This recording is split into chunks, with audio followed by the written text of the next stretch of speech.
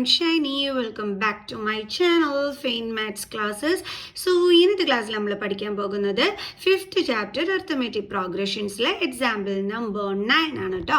അപ്പോൾ എൻ്റെ ചാനൽ കാണുന്നവർ സബ്സ്ക്രൈബ് ചെയ്യാനും ലൈക്ക് ചെയ്യാനും കമൻറ്റ് ചെയ്യാനും മാക്സിമം ഷെയർ ചെയ്ത് സപ്പോർട്ട് ചെയ്യാനും മറന്നു പോകരുത്. ഓക്കെ, അപ്പോൾ നമുക്ക് ക്ലാസ് സ്റ്റാർട്ട് ചെയ്യാം. സോ നമ്മുടെ ക്വസ്റ്റ്യനിൽ പറഞ്ഞിരിക്കുന്നത് a sum of ₹1000 is invested at 8% simple interest per year. അതായത് ഓരോ വർഷവും 8% ഇൻട്രസ്റ്റ് കിട്ടുന്ന രീതിയിൽ 1000 റുപ്പീസ് ഇൻവെസ്റ്റ് ചെയ്തു എന്നാണ് പറഞ്ഞിരിക്കുന്നത്. ഓക്കെ, നിക്ഷേപിച്ചിരിക്കുന്നു എന്നാണ് പറഞ്ഞിരിക്കുന്നത്. Calculate interest at the end of each year. അപ്പോൾ ഓരോ വർഷത്തിൻ്റെയും അവസാനമാകുമ്പോഴുള്ള ഇൻട്രസ്റ്റ് മീൻസ് പലിശ കാൽക്കുലേറ്റ് ചെയ്യാനാണ് നമ്മളോട് പറഞ്ഞിരിക്കുന്നത്. ഓക്കെ, അതായത് 12 മാസം തീരുമ്പോഴാണ് നമുക്കറിയാം 1 ഇയർ ആവുന്നത് അല്ലേ. സോ ആ ഒരു 12 മാസം തീരുമ്പോഴുള്ള, അതായത് ഒരു വർഷം തീരുമ്പോഴുള്ള ഇൻട്രസ്റ്റ് കണ്ടുപിടിക്കാനാണ് പറഞ്ഞിരിക്കുന്നത്. Do this interest form an AP. ഈ ഒരു ഇൻട്രസ്റ്റ് നമ്മൾ കണ്ടുപിടിച്ച് കഴിയുമ്പം അത് AP ക്രിയേറ്റ് ചെയ്യുന്നോണ്ടെന്നുള്ളത് നമ്മൾ എന്ത് ചെയ്യണം, ചെക്ക് ചെയ്യണം. AP ക്രിയേറ്റ് ആവണമെങ്കിൽ നമുക്കറിയാം കോമൺ ഡിഫറൻസ് സെയിം ആയിരിക്കണം. അപ്പോൾ അത് നമ്മൾ ചെക്ക് ചെയ്തിട്ട് APയിലാണോ എന്ന് നോക്കണം. ഇഫ് സോ ആണെങ്കിൽ find the interest at the end of 30 years. 30 വർഷം തീരാറാകുമ്പോഴുള്ള interest making use of this fact. ഈ ഒരു കാര്യങ്ങൾ യൂസ് ചെയ്തുകൊണ്ട് കണ്ടുപിടിക്കാനാണ് പറഞ്ഞിരിക്കുന്നത്. സംഭവം പിടിയിട്ട് എൻ്റെ മക്കൾസിന്, അതായത് ഓരോ വർഷവും 8% ഇൻട്രസ്റ്റ് കിട്ടുന്ന രീതിയിൽ 1000 രൂപ ഇൻവെസ്റ്റ് ചെയ്തിരിക്കുന്നു. എന്നിട്ട് നമ്മളോട് പറഞ്ഞിരിക്കുന്നു ഓരോ വർഷവും തീരാറാകുമ്പോഴുള്ള ഇൻട്രസ്റ്റ് നിങ്ങൾ കാൽക്കുലേറ്റ് ചെയ്യണം. ആ ഇൻട്രസ്റ്റ് APയിലാണോ ഫോം ചെയ്തതെന്ന് നോക്കണം. APയിലാണെങ്കിൽ 30 വർഷം തീരാറാകുമ്പോൾ എത്ര ഇൻട്രസ്റ്റ് കിട്ടുന്നു എന്നുള്ളത് നമ്മൾ ഈ ഒരു ഫാക്ട് യൂസ് ചെയ്ത് കണ്ടുപിടിക്കാനുമാണ് പറഞ്ഞിരിക്കുന്നത്. ക്ലിയർ? സോ നമുക്കിനി ചെയ്യാം. അപ്പോഴേ ഇവിടെ സിമ്പിൾ ഇൻട്രസ്റ്റിൽ നമ്മളെടുത്ത് ആണെന്നാണ് പറഞ്ഞിരിക്കുന്നത് അല്ലേ. അതുകൊണ്ട് തന്നെ നമുക്കിവിടെ സിമ്പിൾ ഇൻട്രസ്റ്റിൻ്റെ ഫോർമുല നമ്മൾ അറിഞ്ഞിരിക്കണം. സിമ്പിൾ ഇൻട്രസ്റ്റ് കണ്ടുപിടിക്കാനുള്ള, നമുക്കറിയാമല്ലോ സിമ്പിൾ ഇൻട്രസ്റ്റ് കണ്ടുപിടിക്കാനുള്ള ഫോർമുല എന്താണ്, നമ്മൾ പഠിച്ചിട്ടുള്ളതല്ലേ, നമുക്കാണോ അറിഞ്ഞുകൂടാത്തത് അല്ലേ. എന്താണ് ഫോർമുല? P×R×T/100. ഇതാണ് നമ്മുടെ ഫോർമുല എന്ന് പറയുന്നത്. P എന്ന് പറയുമ്പോൾ പ്രിൻസിപ്പൽ, അതായത് മുതൽ. എത്ര രൂപയാണ് നമ്മൾ ഇൻവെസ്റ്റ് ചെയ്തത്? അതാണ് 1000 റുപ്പീസ്. അപ്പോൾ അതാണ് പ്രിൻസിപ്പൽ. റേറ്റ് എന്ന് പറയുമ്പം എത്ര റേറ്റ് ആയിരുന്നു, അതായത് ഇൻട്രസ്റ്റിൻ്റെ റേറ്റ് മീൻസ് പലിശ നിരക്ക്, അത് എത്രയാണ് ഇവിടെ തന്നിരിക്കുന്നത്? 8%. കണ്ടോ? ഓക്കെ, അപ്പം പ്രിൻസിപ്പൽ കിട്ടി, റേറ്റ് കിട്ടി. ഇനി നമുക്ക് കണ്ടുപിടിക്കാം ഓരോ വർഷത്തിൻ്റെ അവസാനം എത്ര ഇൻട്രസ്റ്റ് വീതമാണ് കിട്ടുന്നത് എന്നുള്ളത്. ഓക്കെ, അപ്പം നമുക്ക് എഴുതാം interest at the end of first year is equal to P×R×T/100 is equal to principal എത്രയാണ്? 1000, റേറ്റ് എത്രയാണ്? 8, ടൈം എത്രയാണ്? 1 ഇയറിൻ്റെ ആണ് അല്ലേ. അപ്പം 1/100. സോ ഇതും ക്യാൻസൽഡ്. സോ 8 × 10 എത്രയാണ്? 80 അല്ലേ. അപ്പം നമുക്ക് കിട്ടിയത് ₹80 ആണ്. ഇനി അതേപോലെ അടുത്ത interest at the end of second year. നമ്മളൊരു മിനിമം 3 എണ്ണമെങ്കിലും കണ്ടുപിടിക്കണം, എന്നാലേ നമുക്ക് APയിലാണോ എന്ന് ചെക്ക് ചെയ്യാൻ പറ്റത്തുള്ളൂ കേട്ടോ.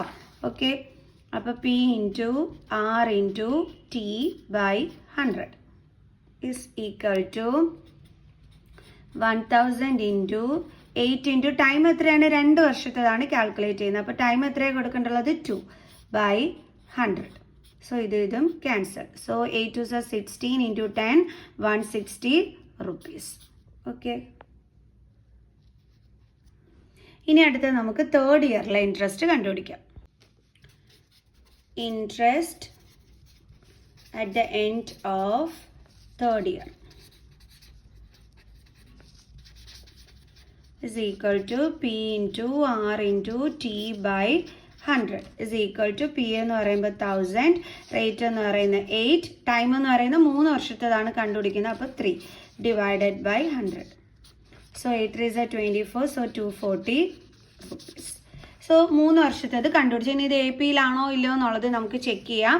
സോ നമുക്ക് കിട്ടിയത് എന്തൊക്കെയാണ്? 80, ദെൻ സെക്കൻഡ് 160, പിന്നെ എന്താണ് 240 എറ്റ്സെട്ര. സോ ഇനി നമുക്കിത് APയിലാണോ അല്ലയോ എന്നുള്ളത് ചെക്ക് ചെയ്യാം. ഓക്കെ, അപ്പോൾ അതെങ്ങനെയാണ് നമ്മൾ ചെക്ക് ചെയ്യേണ്ടുള്ളത്? ഇതെന്ന് പറയുന്നത് A1, ഇതെന്ന് പറയുന്നത് A2, ഇതെന്ന് പറയുന്നത് A3. സോ കോമൺ ഡിഫറൻസ് കണ്ടുപിടിച്ചാൽ മതി അല്ലേ? D is equal to A2 minus A1 is equal to 160 minus 8 is equal to എത്രയാണ് കിട്ടിയത്? 80. അതേപോലെ വീണ്ടും D is equal to A3 minus A2. ഒരെണ്ണം മാത്രം കണ്ടുപിടിച്ചിട്ട് നിർത്തരുതേ. കോമൺ ഡിഫറൻസ് ഇവിടെ എല്ലാം സെയിം ആണോ എന്ന് നോക്കിക്കോണം. 240 മൈനസ് 160 അതെന്ത് തന്നെയാണ്? 8 തന്നെ അല്ലേ? നോക്കാം നമുക്ക്. 240യും 160 0 1 ഓക്കെ 8 അല്ലേ? അപ്പോൾ നമുക്ക് എത്ര കിട്ടിയത്? 80. ഇതേ നോക്കിയപ്പോൾ കോമൺ ഡിഫറൻസ് സെയിം ആണ് അല്ലേ? അപ്പോൾ നമുക്ക് എഴുതാം common difference is same. Common difference is same. So it is in AP. ഇനി AP യിലാണെന്നുണ്ടെങ്കിൽ നമ്മളടുത്ത് എന്താണ് കണ്ടുപിടിക്കാൻ പറഞ്ഞിരിക്കുന്നത്? If so find interest at the end of 30 years making use of this fact അല്ലേ? 30 വർഷം തീരുമ്പോഴത്തേക്കുള്ള ഇൻട്രസ്റ്റ് കണ്ടുപിടിക്കാൻ പറഞ്ഞിട്ടുണ്ട്. എന്ന് വെച്ചാൽ നമ്മൾ എന്തോ കണ്ടുപിടിക്കേണ്ടുള്ളത്? A30 ആണ് കണ്ടുപിടിക്കേണ്ടുള്ളത്. A30 കണ്ടുപിടിക്കാനുള്ള ഫോർമുല എന്താ എൻ്റെ മക്കൾസെ? A plus 29D അല്ലേ? മിസ്സിന് എങ്ങനെയാണ് ഇത് കിട്ടിയത്? നമ്മുടെ ഫോർമുല നമ്മൾ പഠിച്ചിട്ടുണ്ട്. N is equal to A plus N minus 1 into D എന്നുള്ളത്. ഓക്കെ, ഇവിടെ N എന്ന് പറയുന്നത് എന്താണ്? 30 ആണ്. അപ്പോൾ നമുക്കിവിടെ എന്നിൻ്റെ പ്ലേസിൽ 30 കൊടുക്കാം. is equal to A plus N എന്ന് പറയുമ്പോൾ 30 ആണ് minus 1 into D is equal to A plus 30 minus 1 എന്താണ്? 29D. കണ്ടോ? അപ്പോൾ A30യുടെ ഫോർമുല എന്താണ്? A plus 29D. അതാണ് മിസ് ഇവിടെ അടുത്ത് എഴുതിയിരിക്കുന്നത്. ഇനി ഈസി ആയിട്ട് നമുക്ക് എഴുതാം. ഇതൊന്നും എഴുതി നോക്കാതെ അതെങ്ങനെയാ?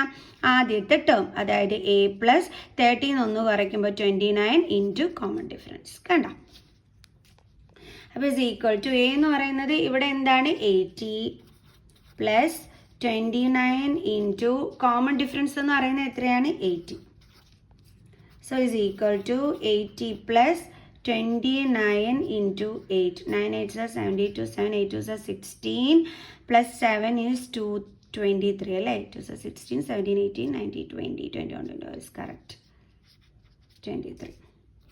2 3 2 പിന്നെ ഇവിടുത്തെ ഈ ഒരു 0. ഇനി ഇത് രണ്ടും കൂടി നമ്മൾ എന്ത് ചെയ്യണം? ആഡ് ചെയ്യണം. 2 3 2 0. മിസ് 29 into 8 ചെയ്തുകൊണ്ടാണ് 232. പിന്നെ ഇവിടെ ഒരു 0 ഉണ്ട്, അതാണ് ഇവിടെ ഇട്ട് കൊടുത്തത്. ഇനി ഇത് രണ്ടും കൂടി മിസ് ആഡ് ചെയ്യാണ്. അപ്പോൾ നമുക്ക് 0 10 4 2. അപ്പോൾ എത്രയാണ് കിട്ടിയത്? 2400. 2400. അപ്പോൾ അതായത് 30th എന്ന് പറയുന്നത് നമുക്ക് കിട്ടിയിരിക്കുന്നത് എത്രയാണ്? 2400 ആണ് നമുക്ക് കിട്ടിയിരിക്കുന്നത് അല്ലേ? അതായത് interest at the end of 30 years will B എത്രയാണ് വരുന്നത്? 2400 rupees. അപ്പോൾ നമുക്ക് അതെടുത്ത് എഴുതാം. So the interest, അയ്യോ മിസ്സിൻ്റെ പേപ്പർ തന്നെ ഇപ്പോൾ.